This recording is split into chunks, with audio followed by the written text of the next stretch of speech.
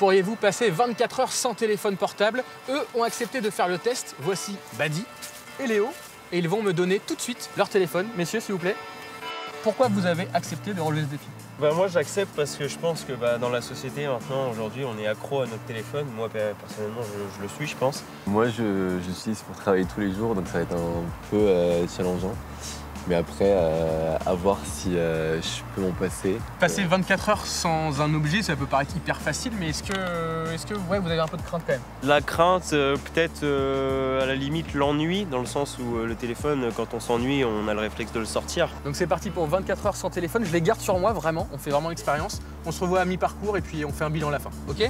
Ok. À bientôt alors. Allez. Bon courage. On commence par prendre des nouvelles de Léo. L'aspirant prof d'EPS est en pleine révision. Alors Léo, 5 heures sans portable, est-ce que vous avez été plus efficace au travail?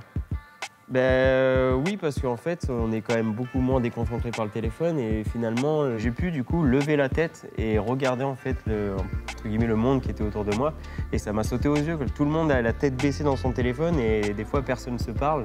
En moyenne, Léo utilise son smartphone 4h20 par jour. La moyenne française, c'est 3h36.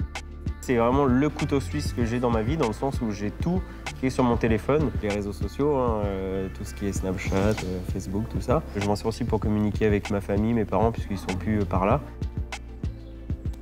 Et au début, c'était très facile, mais petit à petit, j'avais le petit réflexe de sortir le téléphone pour checker les notifications. Et en fait, j'avais toujours cet espace vide.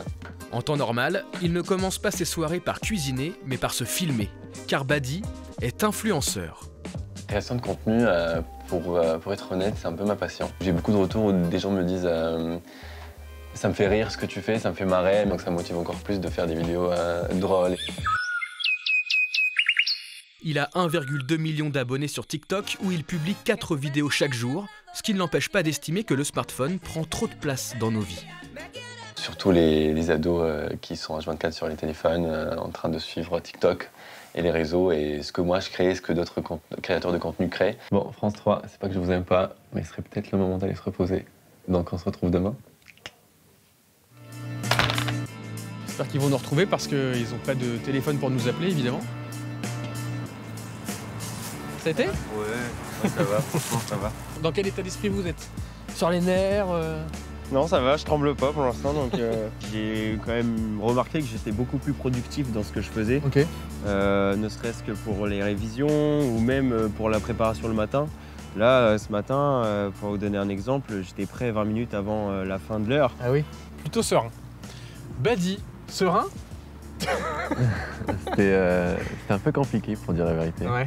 D'habitude, je mange et je suis sur mon téléphone, je vois ce qui se passe, les infos, etc. Dans le bus, j'entendais les musiques des gens à travers des écouteurs, j'entendais le bus grincer, le bus c'était très très lent. Et du coup, il y avait des moments de solitude, je sais pas si toi ça te l'a fait, Ouais. mais moi des fois, il y a eu des petits moments depuis 24 heures là où je regardais comme ça, j'étais là et j'étais en mode je fais quoi J'ai pu prendre le temps de me remettre un peu sur ma vie perso Ok.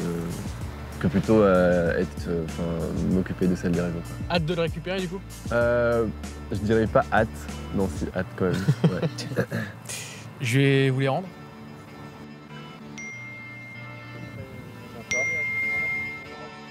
Merci beaucoup d'avoir tenté l'expérience, c'est super. Et peut-être que ça va donner des idées à d'autres. On verra.